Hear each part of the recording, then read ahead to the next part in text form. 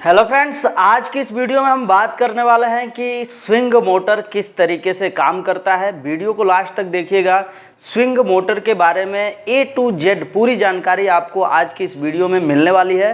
Video को शुरू से लेकर के लास्ट तक अवश्य देखिएगा। चलिए फ्रेंड्स, वीडियो को स्टार्ट कर लेते हैं। फ्रेंड्स, यहाँ पर आप देख सकते हैं कि एक हमने स्विंग मोटर बना रखा है।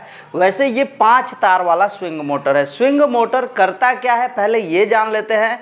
तो यह स्प्लिट एसी में भी लगता है, विंडो एसी में भी लगता है। तो इनको लगाने का मेन मकसद ये है कि एसी से जो हवा निकल रही होती है उस हवा को पूरे कमरे में चारों तरफ फैलाना होता है। एक जो विंडो एसी के अंतर्गत ये जो स्विंग मोटर आता है वो 2 तार वाला आता है, जो कि बिल्कुल आसान है। 220 वोल्ट या 240 वोल्ट पर आसानी से वो काम कर जाता है। लेकिन ये वाली जो मोटर है, ये स्विंग मोटर 5 तार वाला होता है। यह 5 वोल्ट से काम करने वाला भी आता है, 12 वोल्ट से भी काम करता है और 24 वोल्ट वाला भी आता है।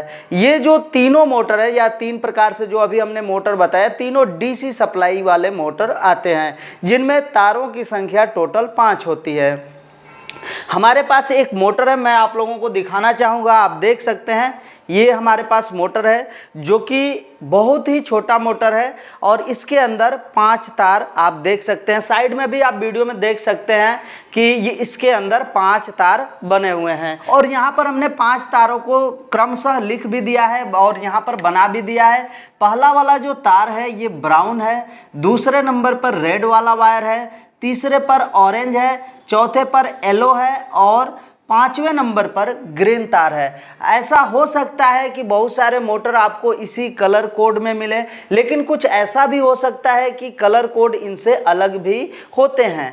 तो कलर कोड पर बिल्कुल ना जाइए। इसमें जो वर्क होता है, ये कार्य कैसे करता है, चलता कैसे है, उसको समझ लेते हैं। तो इन 5 तारों में से एक तार ऐसा होगा जिसे हम कॉमन तार कहते हैं। तो वह कॉमन तार हम यहाँ पर ब्राउन वाले को मान लेते हैं। अभी हमने माना है, कैसे आप एक्यूरेट समझेंगे कि ब्राउन तार ही जो है कॉमन है, तो उसको हम आगे वीडियो में एक्सप्लेन करेंगे। पहले मान लेते हैं कि ये कॉमन वाला तार है, ब्राउन वाला, तो इस पर हम पॉजिटिव वोल्टेज देंगे। जैसे मान लेते हैं कि 12 वोल्ट सप्लाई हमें देना है, तो 12 वोल्ट में 2 तार होगा, एक पॉजिटिव होगा, एक निगेटिव होगा।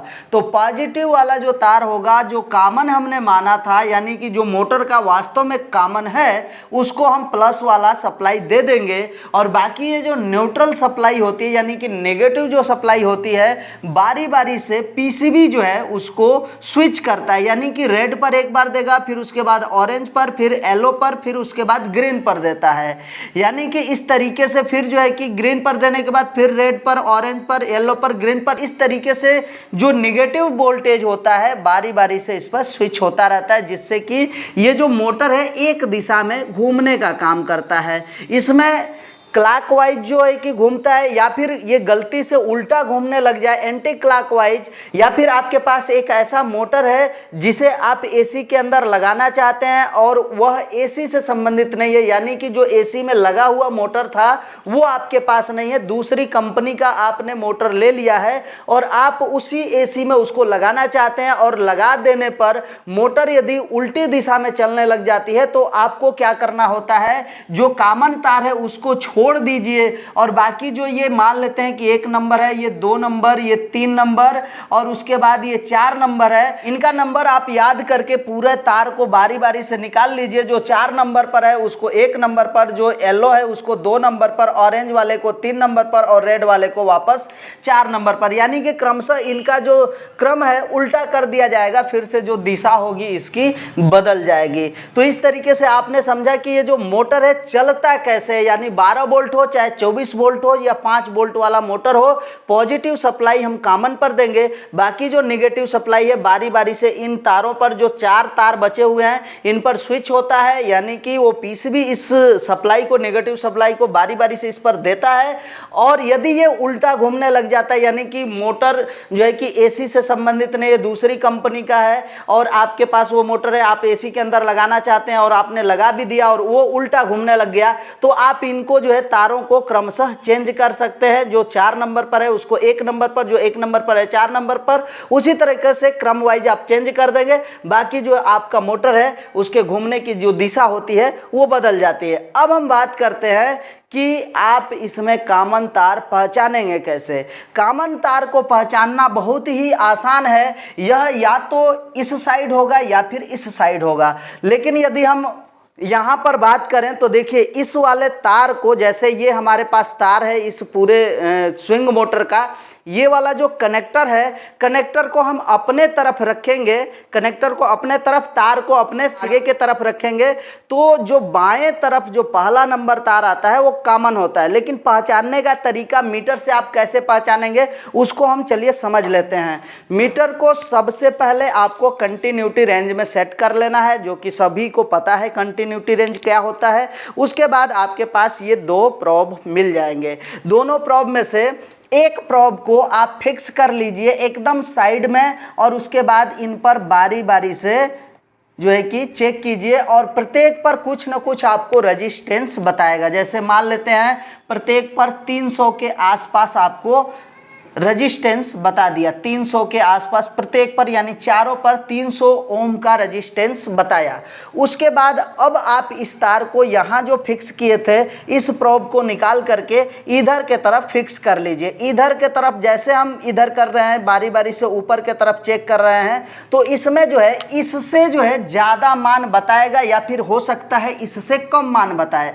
मान लेते हैं इधर 500 या 550 के आसपास मान बता दिया।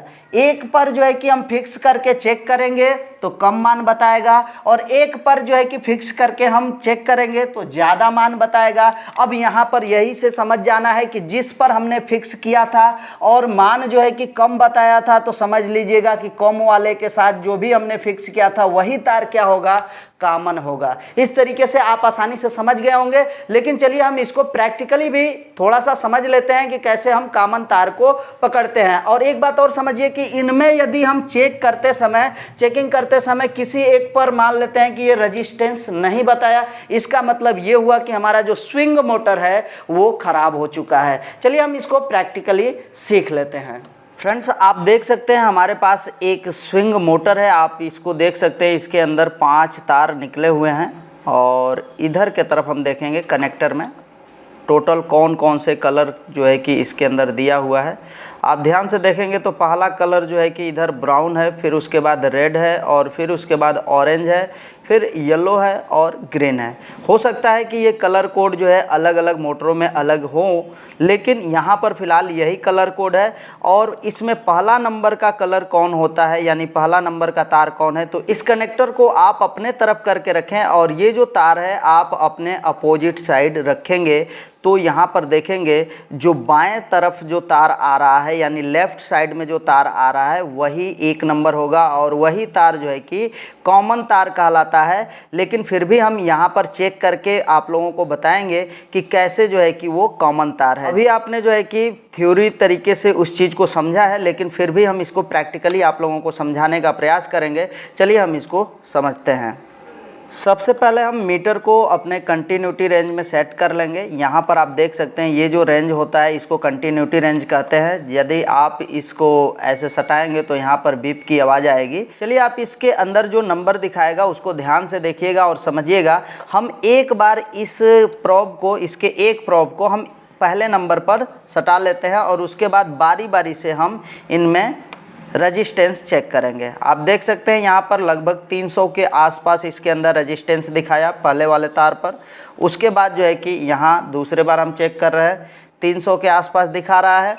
उसके बाद इधर भी लगभग वही दिखा रहा है 300 के आसपास। फिर आखिरी में जब देखेंगे तब भी वही दिखा रहा है। अब हम क्या करते हैं, अब एक जो प्रोब हमने फिक्स किया था, कोई भी एक प्रोब जो उधर हमने फिक्स किया था इस साइड, अब हम जो है कि इसको इस साइड में फिक्स कर लेंगे, और उसके बाद फिर से हम इधर से बारी बारी से आप रेजिस्टेंस चेक करेंगे। देखिए 550 के आसपास दिखा रहा है। उसके बाद दूसरे नंबर तार पर देखते हैं, यह भी लगभग 550 के आसपास है। और इसको भी आप ध्यान से देखें तो यह भी 550 है। ये थोड़ा सा कम दिखाएगा क्योंकि आपको पता है कि वही कॉमन है। तो जिस वाले तार पर हमने फिक्स किया था, साइड वाले में, ये वाले तार पर हमने फिक्स किया था तो कम मान दिखाया है, प्रत्येक पर लगभग 300 के आसपास दिखाया है।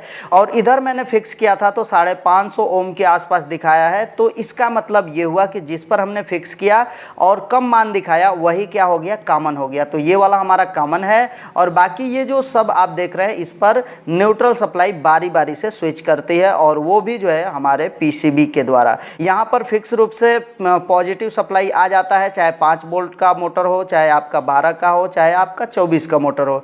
यहाँ पर पॉजिटिव सप्लाई आ जाएगी, उसका निगेटिव सप्लाई जो है कि यहाँ पर बारी बारी से स्विच करता रहता है पीसीबी के द्वारा, जिससे कि मोटर जो है चलता रहता है। इस तरीके से आप जो है कि किसी भी स्विंग मोटर को जो 5 तार वाले होते हैं आसानी से उसको चेक कर सकते हैं। यदि इस चेकिंग के दौरान किसी भी तार के बीच में कोई कंटिन्यूटी नहीं मिलता है तो हम इस मोटर को खराब कहेंगे। तो फ्रेंड्स, हमें उम्मीद है कि यदि आपने इस वीडियो को शुरू से लेकर के लास्ट तक देखा होगा तो आपको स्विंग मोटर से संबंधित जितने सारे सवाल थे सब कुछ समाप्त हो गया होगा। लेकिन फिर भी यदि आपके मन में कोई सवाल आ रहा है तो इस वीडियो के नीचे कमेंट बॉक्स में अपना सवाल पूछ सकते हैं। यदि आप एसी फ्रिज का कोर्स करना चाहते हैं, स्टेबलाइजर का कोर्स करना चाहते हैं फ्री में घर बैठे, तो आप हमारे चैनल, नए वाले चैनल इलेक्ट्रिकल पढ़ाई को यूट्यूब पर सर्च कर सकते हैं, या फिर इसी वीडियो के नीचे डिस्क्रिप्शन बॉक्स में आपको सभी कोर्स का लिंक मिल जाएगा, जहां पर क्लिक करके आप किसी भी कोर्स को आसानी से घर बैठे कर सकते हैं। तो चलिए फ्रेंड्स, आज के लिए बस इतना ही। मिलते हैं नेक्स्ट वीडियो में नेक्स्ट टॉपिक के साथ। तब तक के लिए जय हिंद, वंदे मातरम।